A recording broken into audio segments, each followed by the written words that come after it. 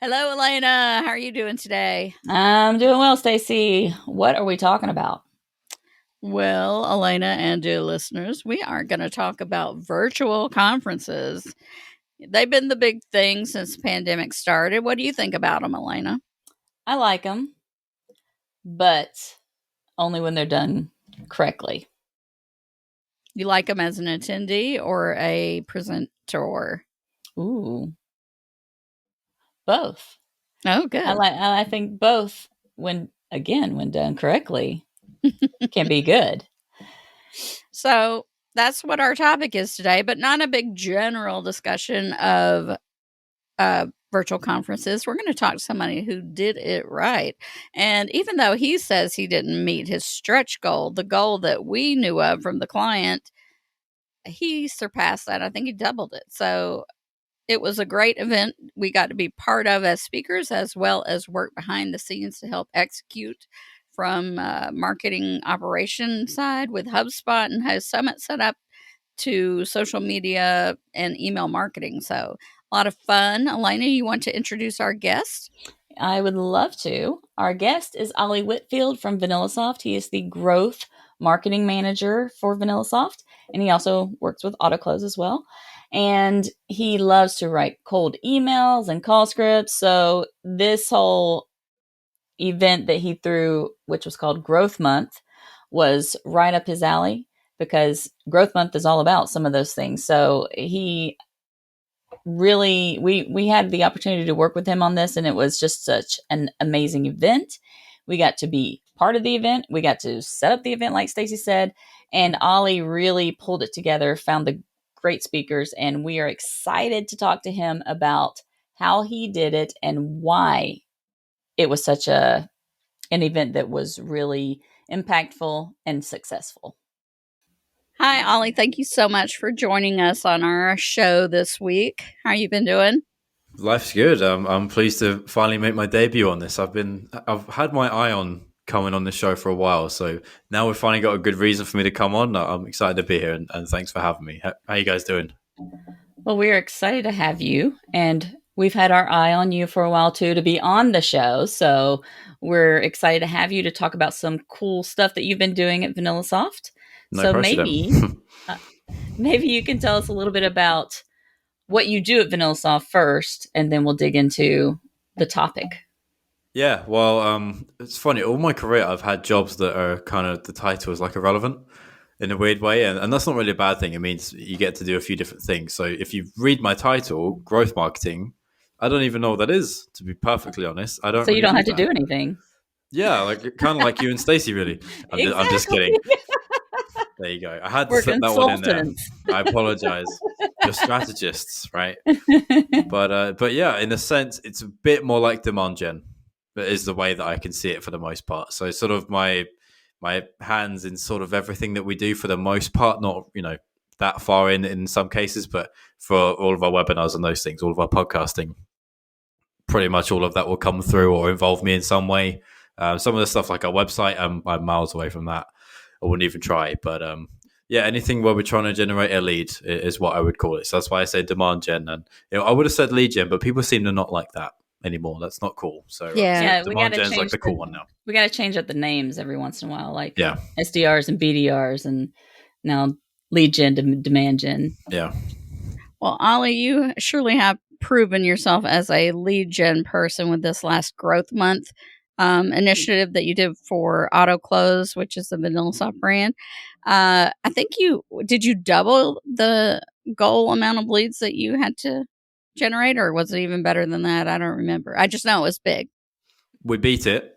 My stretch goal, we didn't get anywhere near it, so I'll take a piece of humble pie on that one, but definitely beat the goal by about 20%. You beat the goal, so there's a win right there. Yeah, we're happy with that. And it's our second ever event like this. So it's not like we've done 50 in a row and we can maximize it. And it's not like, for example, I picked this stretch goal that I had based on Vidyard, which was one that we were lucky enough to sponsor and speak at previous. They got close to 2,000. And I thought, you know what? I'd love to beat that. and I didn't. But they've been doing it quarter after quarter for about 2 or 3 years. They've been doing it for a while. So, this is the first. Pretty sure they spin it up and like 1,000 people come anyway. Like maybe, I'm assuming that's how it works. Mm-hmm. We didn't really have that at all. We're pretty much like 0 plus whatever our email list can bring. So that was a long way. This is just the second virtual conference Growth Month was that you've done with VanillaSoft. Maybe you could give us, which makes your stretch goal that you didn't meet a big deal. You did a great job after only 2. But could you give us a little bit of background on what Growth Month was and why you decided to do such a lengthy virtual conference? It was born out of the first one we did, which I'll go on record. It's my fault. It was a disaster. Well, very close. The first one we did was GiveACon. And that was very vertical specific to higher ed fundraising. Yeah, which in fairness, I mean, the 3 of us, maybe you're a lot more well-versed in this area than me, but I don't know anyone there. So trying to arrange a whole conference where you've got speakers there, pretty difficult if you don't know anyone. So maybe a little bit of naivety and inexperience. I didn't know anyone, like, at all. So I had to lean a lot on our sales team, and I'm very, very grateful. They did an amazing job. Like, they really came through on this. It would have been nothing if they didn't do half the stuff they did. All the speakers, all the content, all the topics, everything. And just moderating all of it. So they deserve a huge plug and shout out for it. Yeah, they did awesome with that. And it was just a one-day thing, too. Yeah, and it's 8 sessions. And this event ended up being 45. But I'm sure that you both feel the same. The sort of sharp learning curve of, oh my God, this is so much. And how quickly we got it together because we had no time to build it, and how little time we had to promote, for how quickly that one day went by. I didn't watch one session. It was all out of that. So on that one day, just all of those things combined, I went probably a little bit too far the other way. I just thought, next time we do this is not happening. I've got to start right now. I've got to get as many speakers in now. I've got to get sponsors now. And by the end of that day, I had, I think, 25 of them out of the 45, which made a world of difference. Yeah. I know it's still a massive road up to the event from there, but I needed so much time. The main problem as well, like, think of it, one day, you build up to it, day happens, day over. That's it. When you've got a month, you've got a month during, probably a month previous, and maybe even a couple of weeks afterward. So I was thinking, you know what, this is quite hard. We struggled to get in enough leads. We struggled to get the speakers to promote. If we've got like 6 times the amount of time, great. But the whole idea of Growth Month was it was going to be a month instead of one day, which was kind of the Achilles heel of the event, I felt, anyways. Mm-hmm. So I don't know if you heard this kind of feedback, but as a person who has attended like a jam-packed day or 2 session, I appreciate something spread out over multiple days, because it's such a luxury for anybody to get to sit at their desk and I'm at a conference, but they're not really, but so people can still bother them. Still get the benefits. I think the idea of spacing out was great. The first one, like, being honest, if you actually did go to the entire thing, you were really hungry by the end of the day. You had a banging headache because you hadn't drank all day. You hadn't even been to the bathroom. Nothing. Like, if the mailman came to deliver your Amazon, you missed that. No one's actually going to go through all of that. So I think we sort of learned quite quickly about the agenda being way too much, and then just trying to cram it together. What made you choose like going for a month versus like some virtual conference will do a week? I've seen some where they did it the whole summer. So what made you think that the month might be the sweet spot? Can I give you some really data-driven, like, specific, really number-led stuff here? I don't like data. Oh, well, good, because I just like the sound of month. So that's what happened. Just like the sound of it, really. And when you think of it, like, if per week, let's say we do a webinar a month, or let's say we do 2. Normally, you're going to divide out each week and say, on Monday, we'll do 1 email. On next Thursday, we'll do 1. You're breaking up your week by that. So I'm really thinking of it as, how many swings of promotion do I need? Probably a couple at least, but we're also going to have other stuff to do as well. So maybe a month is a good round number. And looking around, like, the market, I haven't really seen anyone do a month specifically. No. So just let's give it a go, see what happens. And sort of the concept was, as I said, let's have a long time doing to promote, so we can keep going. And I think it worked for that. Maybe it could have been a bit slightly different, but what I was trying to achieve, I think it did with the format. I think it worked really well, having the whole month and then just having 2 sessions a day. So you're not overwhelmed, And with the tool, if you missed your session that you signed up for, you could still watch it throughout the month if it had already happened.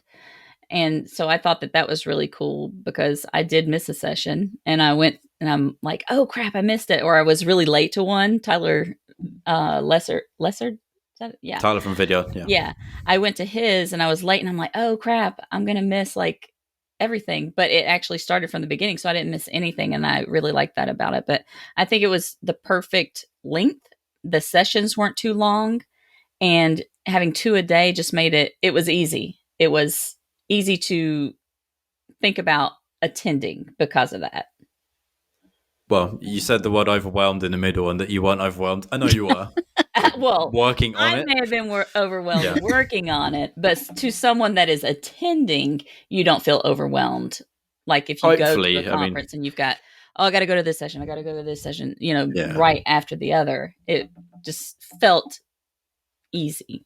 Hopefully as well, like if you added it to your diary, you would have seen it was 11 Eastern and 2 Eastern, which are like not lunchtime, not middle of the morning, kind of most webinars are like 11 to 3, something like that, where you're like middle of the day, mid stretch of your sprint to the end of the day or your sprint to lunch. So hopefully those times worked out. But yeah, even at that, both of them were half an hour. So probably you could get away with an hour a day. If most webinars are an hour, you could probably get away with that. Yeah.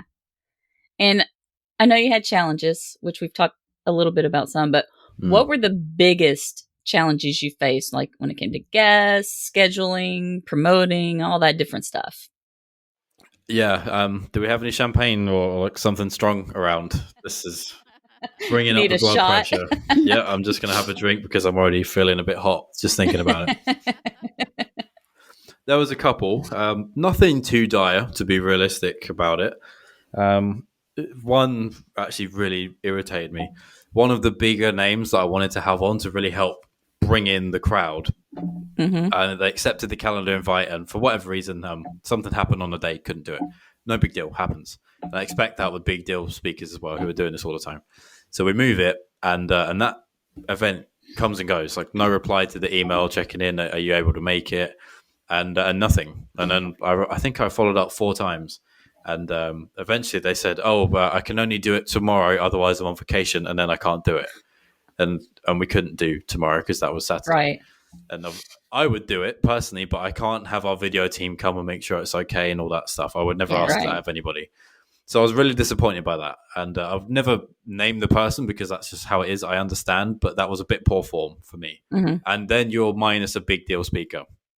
That was what was more important. If it was like a session on the side or one of the last ones, not great, but we can work it out. Right. Let's go and find another whale then, which was, bit of a problem. And the only other thing actually that was a bit annoying, this comes when you don't know every single one of the speakers. I confess, I know most of them. Like a lot of them I've worked with before or we've had on our shows and other things. We know what they're going to do. We know there was good value. And I would never ask them on if they weren't good for the content. That's the primary, but they've got to be able to help me promote it too. Otherwise, what's the point? Generally speaking, I can give you the best event ever, but if no one comes, who cares? So they have to be able to tick that box too. Some of them either did a very poor job of that or just couldn't do it. And that sort of works against me as well. So much as I was very happy to have everyone that came, I'm amazed by the content. Like genuinely, some of it was outstanding. Some of them, it's like they think a retweet is a promotion. A, that's not. B, that's not. And C, that's not. But further to that as well, you get some who just didn't do anything at all. And understand, my big deal conference might be a tiny deal to them in their big company or whatever else. Maybe they don't need the leads, whatever it is. I do get it. But like for the basic, like, can you not put a tweet out because you're speaking at something? Or if I've written your tweets and I've written your LinkedIn posts and emails, like do one because if you've invested half an hour in this thing, so you might as well do it. That was the only part I struggled to get my mind around. And that happens. It really does. We've seen it before. So shouldn't be a surprise. But that did sort of bother me a bit because I'm looking at the number of registrants thinking that's an amazing session. Like how many people would love that if they promoted it? But they didn't, right. So would that change how you select speakers in upcoming or maybe what you ask them to do when it comes to promoting? A little bit. I think we knew this beforehand and we sort of did it, but maybe not quite as obviously. So now instead of saying we'd love to have you speak and we give you the leads if you can help us promote, it's a little bit different. We say we have to see evidence of your promotion in order to give you the leads, but we want to anyway. And maybe that's selfish. Maybe not everybody does that. But, risk reward. What's the harm in you putting out a LinkedIn post? I mean, come on, that's nothing. It's like half a minute to do that. And yes, you're investing your time as a speaker, but you're also getting well, maybe they don't think of this, but you're getting exposure to our whole list, our whole everything, every audience that we've got. You're getting our production and you can have the content, you can reuse it, any of those things. And then you're also getting the leads, which is what most people want. I'm just asking for a LinkedIn post, which is nothing. So maybe they don't think of it that way. I'm trying to be a bit more explicit about that. And maybe for your next event, we could make a speaker's kit. These are the things you'll get if you agree, and kind of like what people look at on a website before they decide to pay to advertise or something. Really it's make now it a rule. They've got to do an Ice Ice Baby rap, otherwise they don't come on. That's fun. I think we should make that a rule. So one of the things I wanted to ask is when it comes to that promotion. In the past, with some of the webinars that we've done with VanillaSoft, we spent a lot of time putting kits together and writing all these multiple Twitter, LinkedIn, and Facebook posts for them, and they never used them. They would just always retweet. Is that something did you do any of that for them, for those that maybe weren't posting yet? Yeah, I did notice a couple of, it's particularly the more highbrow ones. You're not. Maybe this is my fault too. I mean, it's in VanillaSoft and what we talk about, it's all about selling. So I always say, if you've got one point of contact in a company, that's not good. If they go dark on that's it. You've not got anything else. So maybe the truth that applies to this too. Picking out any session you want, some of the ones that this happened to, I only really talked to the insert role and not the marketer as well. I should have asked for or got the marketer on side as well, because let's say you're a massive deal influencer, right? You're one of the top people in your industry. You're not going to be sitting there writing your LinkedIn posts, maybe. Probably most people do, but I know a lot of executives who don't do that. I know just how much people charge people to do that as well, and it's a lot. So it happens. Maybe I should have got a bit more on side with the marketers, I think, and then it would have happened. But yeah, for example, there were 2 or 3. I mean, I'm not going to name them, and I'm not going to tell you if you guess, but go to my Twitter feed. You'll find a couple of them are mentioned more than others. That's me getting their little social boost, because otherwise nothing happened.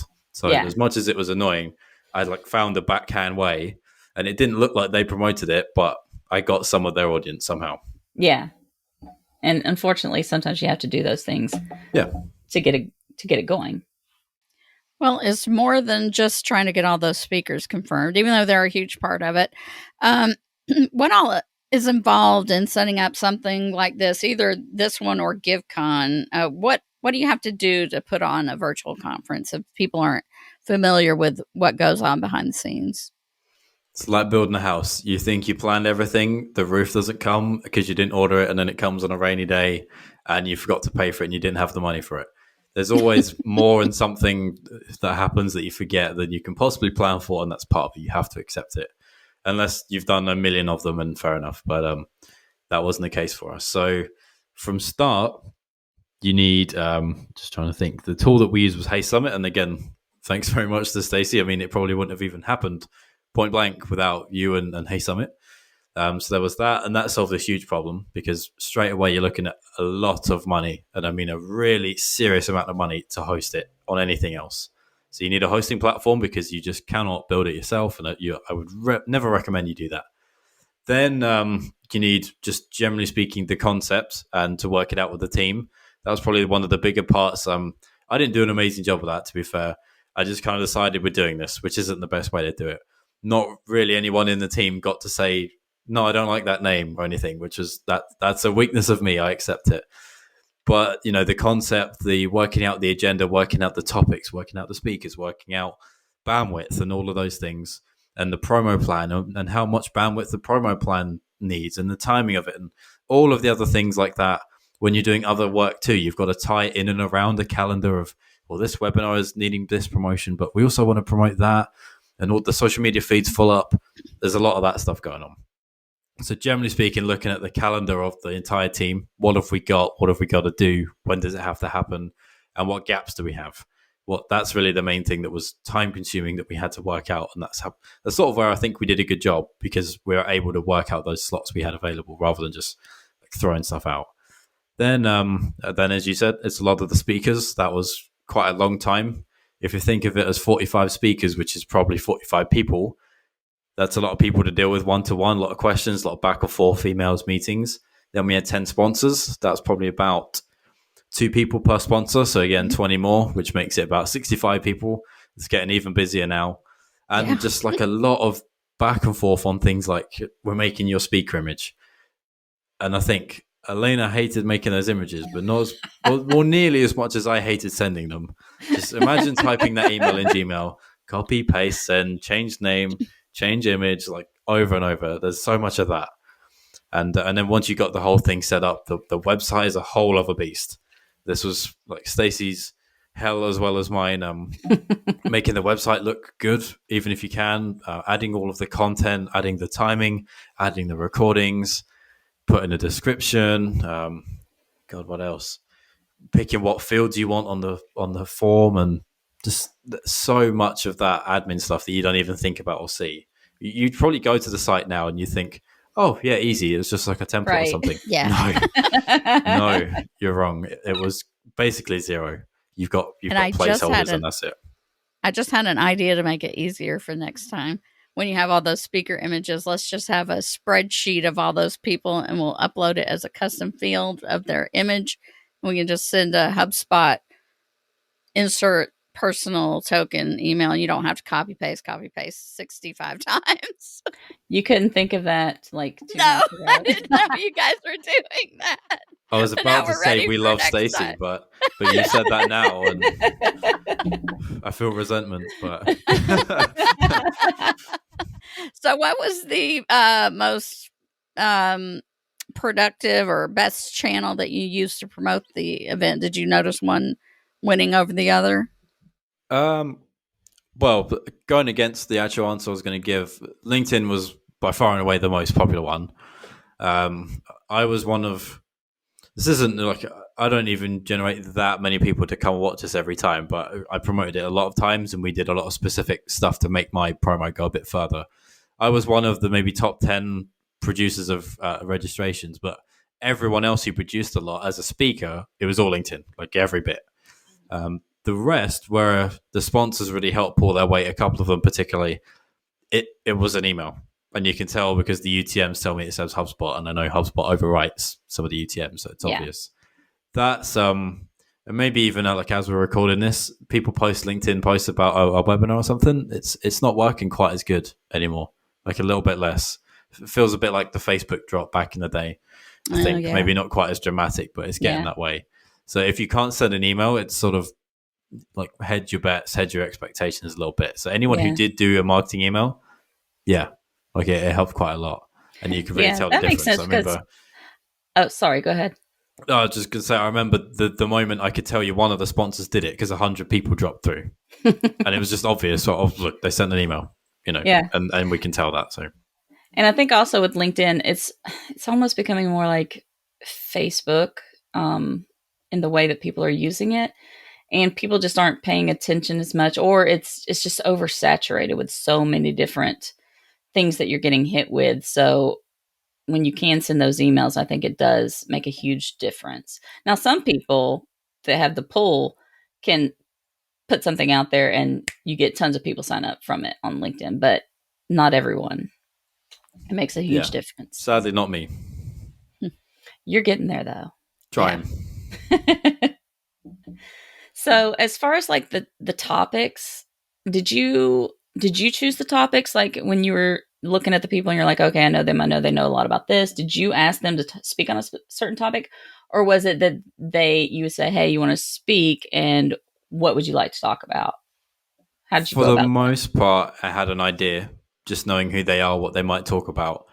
And for context, there were two different talk tracks on the conference as a whole. So I had the sales specific side, and then I had the startup and like bootstrapping founder stuff on the other side.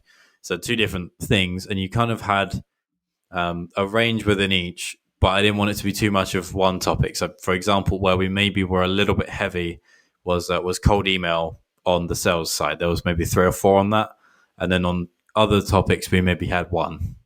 So, bit different there. I basically drew up like a massive list of everyone who I thought would be a good speaker, what things they might talk about, and then I crossed off, well, I don't need 7 cold email people. Yeah. And what else do we have?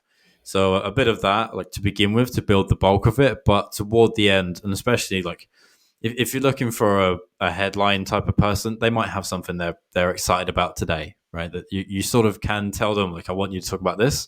And most of the time they'll be fine with that because they don't have to think about it and they'll take it. But sometimes it depends who it is. They prefer to suggest to you, oh, no, I just did one about this last week. It was really good. Like, let me do that one again. I've got a new book coming out or something. Yeah, there you go. Like they've just got the PowerPoint up and they're going through it. Same thing again. So a little bit of a mix, but for the most part, I knew what I wanted them to do based on not having too much of one topic within one of the topics. Otherwise, it would have been a bit too much. So, Ollie, if you had to do this all over again, which I assume you will next year, what would you do differently? Well, there were these 2 people that were a pain in my ass the whole time, the Jacksons. I mean, you get rid of them. No, I would double their hours if I could. No, in fairness, that you were both incredibly helpful. I mean, the whole thing doesn't happen whatsoever. It doesn't even come close if you both did everything that you did. So thanks very much for it. But for different next time, I think even again, like we were way ahead of this. Even so, we still could have maybe had some more time to promote it, I think. It did feel a bit of a squeeze. And I think that's mainly because, not even about the event, I think it's because what we had just before it. I think we had a webinar kind of running into a bit of that promo time. And maybe a couple of other little things here and there, which sort of, it made us feel a squeeze. Not in terms of what we promoted, but I think it's in terms of like, if I'm picturing Elena's average week in working with us, that was a bit closer to the wire than it should have been for you. You were doing a little bit too much, or there was too many emails you had to do, too many whatever else is. So a bit of that, I think, just a bit more time. And that again, like even today, our video producer, Daniel, who did a stellar job, over 23 hours of video content he edited in a month. He's gone on vacation today. By God, he deserves it. I think he got extremely tired towards the end, like really tired. So I hate doing that to anybody on the team. So I think even the time thing again, though you could say what was it? March 31st was the GiverCon date, which is when I kind of started for this. And it was the whole of June. So June 1st. 2-3 months sounds like quite a lot. And it was. If we could have done maybe an extra couple of weeks, I think it would have made just that bit extra difference. So I was thinking one thing that we should do different would be, you know how HubSpot, everybody in the company went on holiday the week of July 4th? So after the next growth month thing, the whole marketing team gets to take the whole week off. Rest week. Yeah. Rest week. I love it. No, rest month. You think David would go for that?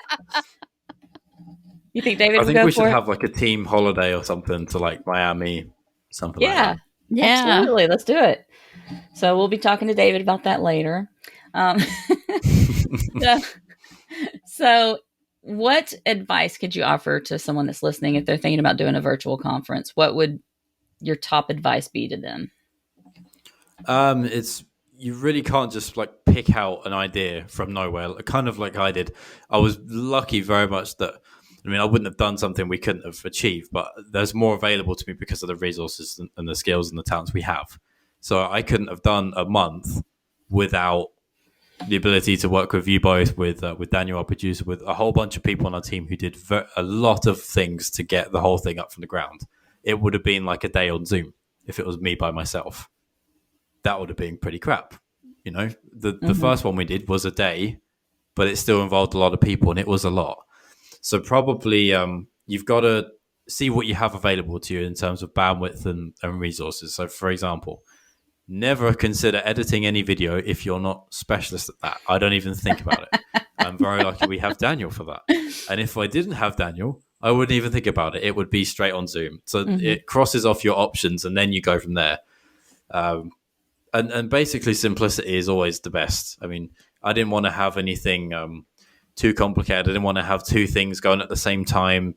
That's just going to go wrong. Making it as easy as possible. And then basically from there, you treat it as anything else. It's who do we want? Why do we want them? What can they talk about? And let's double check everything. Is every single one of them going to attract a customer? And as I say that, the cat is very attractive in what I'm telling you. And clearly we must be onto something. But yeah, it was basically just about let's make sure this makes sense. And then we'll go from there and we sort of add scale as we can. Luckily, I was able to do the first event and sort of learn some of those lessons, get it wrong, and then pile on from the next experience. But I think I answered you, right? Yeah. Yes. So we'd like to ask one more question of our guests, and it's just for fun. If you weren't the growth marketing manager at VanillaSoft, what would your dream job be? Oh, gosh. Does it have to be realistic or can it be anything? No, it can be anything. Oh my gosh. I was going to say the England football team manager, but that's a piece of hell, actually.